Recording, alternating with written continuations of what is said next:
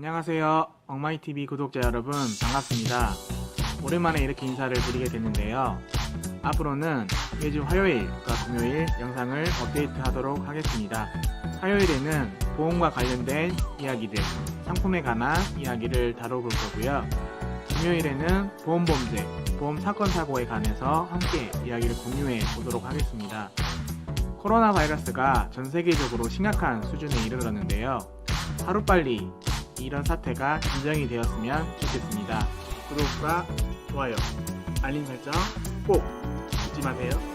오늘 함께 나눠볼 이야기는 운전자 보험에 관한 이야기를 함께 나눠볼 텐데요. 그럼 운전자 보험이란 어떤 것일까요?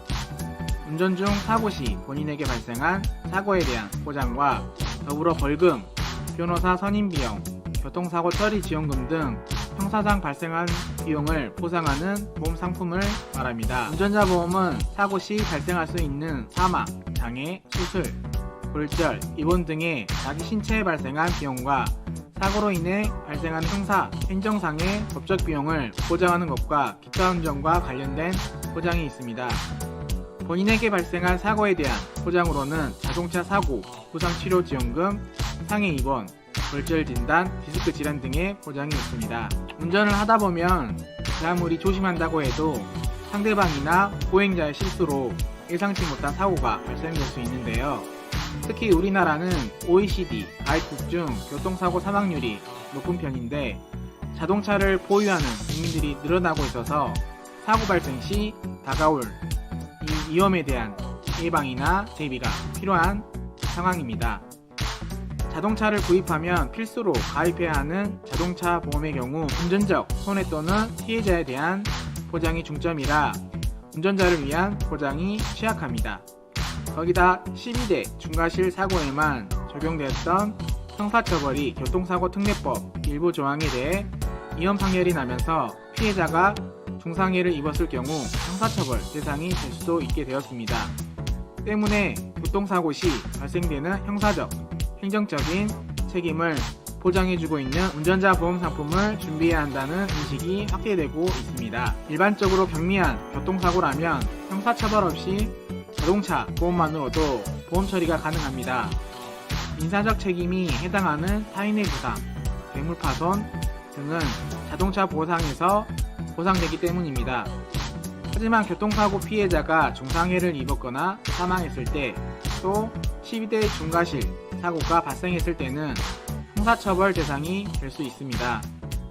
운전자 보험은 벌금은 물론 피해자와 합의를 위한 비용, 변호사를 선임해야 하는 비용 등 경제적 부담이 더해지고 있는 것입니다. 특히 12대 중과실 사고는 생각보다 주변에서 자주 일어나는 경우가 많습니다. 12대 중과실 사고는 신호위반, 중앙선 침범, 속도위반, 앞지르기 끼어들기 위반, 철도 건널목 통과 방법 위반, 횡단보도 사고, 무면허 사고, 음주사고, 보도 침범, 승객 추락 방지 의무 위반, 어린이 보호구역 위반, 화물 고정 조치 위반을 말합니다. 따라서 이런 사고가 발생했을 때 운전자 본인의 경제적 부담을 덜기 위해서 운전보험은 꼭 가입하는 보험입니다.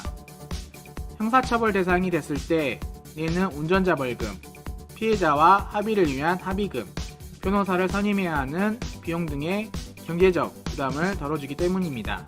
여기에서 한 가지 주의해야 할 점이 있는데요. 12대 중과실 교통사고 중 주 약물 복용에 의한 운전 및 무면허 운전사고는 어떤 경우에도 보상에서 제외됩니다.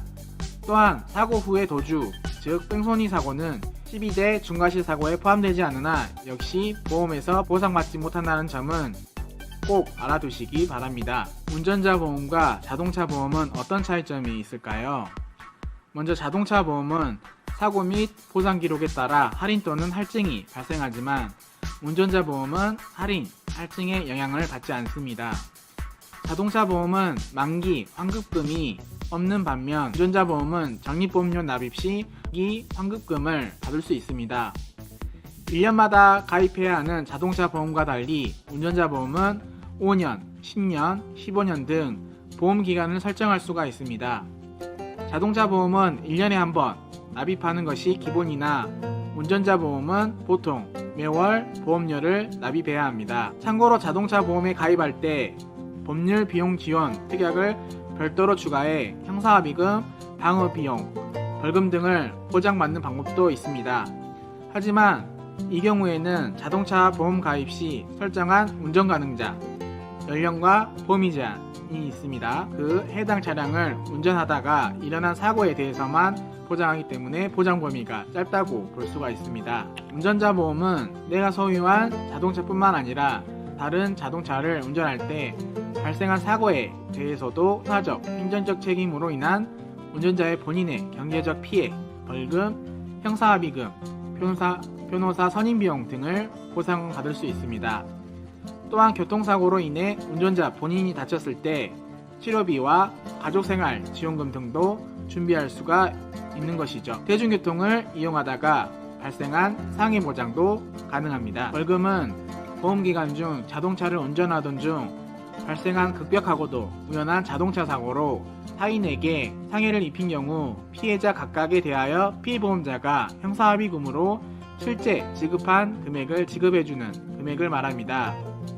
여기에서 대인이란 운전 중 사고로 타인의 신체에 상해를 입힘으로써 벌금액을 확정 판결을 받을 경우 1사고당 가입금액 한도로 지급하는 것이고, 대물이란 것은 보험기간 중 자동차를 운전하던 중에 발생한 급격하고도 우연한 자동차 사고로 도로교통법 제151조에 따른 벌금형이 확정되는 경우에 예물 부분에서 지급되게 됩니다. 변호사 선임비용은 보험기간 중 자동차를 운전하던 중에 발생한 급격하고도 우연한 자동차 사고로 타인의 신체에 상해를 입힘으로써 구속되거나 검찰에 공소 제기된 경우 또는 검사에 의해 약식 기소되었으나 법원에 의해 보통의 심판 절차인 공판 절차에 의해 재판이 진행하게 된 경우 변호사 선임비용을 가입금액 한도 내에 지급받게 됩니다. 교통사고 처리 지원금은 보험기간 중에 자가용 자동차를 운전하던 중 발생한 급격하고도 우연히 발생한 자동차 사고로 인해서 타인에게 다음 중 어느 하나에 해당하는 상해를 입힌 경우에 보험 수익자에게 매 사고마다 피해자 각각에 대해서 피보험자가 형사합의금으로 지급한 금액을 제2항 금액을 한도로 교통사고 처리 지원금으로 지급하게 됩니다. 첫 번째, 피해자를 사망하게 한 경우. 두 번째, 중대법규 위반 교통사고로 피해자가 42일 피해자를 1인으로 기준으로 하게 되는데 그 이상의 치료를 요구하는 진단을 받은 경우. 세 번째, 일반 교통사고로 피해자에게 중상해를 입혀서 형법 제258조 제1항 또는 제2항 및 형법 제268조 교통사고 특례법 제3조에 따라 검찰에 의해 공소제기가 되거나 자동차 손해배상보장법 시행령 제3조 제1항 제2호 별표 1에서 정한 상해급수 1급에서 2급 또는 상급에 해당하는 부상을 입힌 경우에 해당하게 됩니다. 부상치료비는 교통사고가 원인이며 보행 중이거나 동승 중, 운행 중 사고가 발생하여서 병원 치료를 받게 되면 정해진 급수 1급에서 14급 사이의 부상 정도에 따라서 치료비를 지급받을 수가 있습니다. 단순 접촉사고로도 보험사에 접수가 되고 가입 금액에 따라서 최대 10만원에서 50만원까지 보장받을 수가 있습니다. 다음은 사례에 관한 이야기인데요. 벌금과 변호사 선임비용, 교통사고 처리 지원금 이 세 가지와 부상치료비 50만원을 추가해서 가입하신 분이 최근 자기가실 100%로 교통사고가 나셨지만 뇌진탕으로 진단 11급을 받아서 보험금을 청구하여서 100만원을 보장받은 내용입니다. 자동차 부상치료비를 지급받기 위해서는 자동차 보험으로 처리해야 가능하며 보상 시에는 진단서가 필요하고 진단서에는 상해 사유가 명시되어 있어야 합니다. 운전자 보험 가입 시 유의해야 될 사항은 첫 번째로 형사합의 지원금과 방어비용, 벌금을 많이 지원해주는 운전자 보험을 선택해야 합니다. 운전자 보험을 가입하는 이유는 사고 후 자신을 보호하기 위함이 주된 목적이기 때문에 보장이 높은 운전자 보험을 선택하는 것이 가장 좋습니다. 두 번째, 만기 환급금보다 순수 보장형이 유리합니다. 세 번째, 보장 기간은 길게 설계하시는 게 유리합니다. 네 번째, 운전자 보험이 중복이 가입이 되어 있는지 꼭 확인을 하셔야 됩니다. 지금까지 운전자 보험에 대해서 함께 이야기를 나눠봤는데요. 2회차 이벤트였던 무료 보장 분석 이벤트와 유전자 키트 이벤트는 계속해서 진행을 할 것이고요. 여기에 추가적으로 문화상품권 이벤트도 진행하려고 합니다. 문화상품권 이벤트는 매주 진행을 할 것이고요. 여기에 관한 공지는 다음 영상에서 공개하도록 하겠습니다. 항상 구독자 여러분께 도움이 될 수 있는 정보로 끊임없이 노력하는 옥마님TV 채널이 되도록 하겠습니다. 지금까지 시청해주셔서 감사합니다.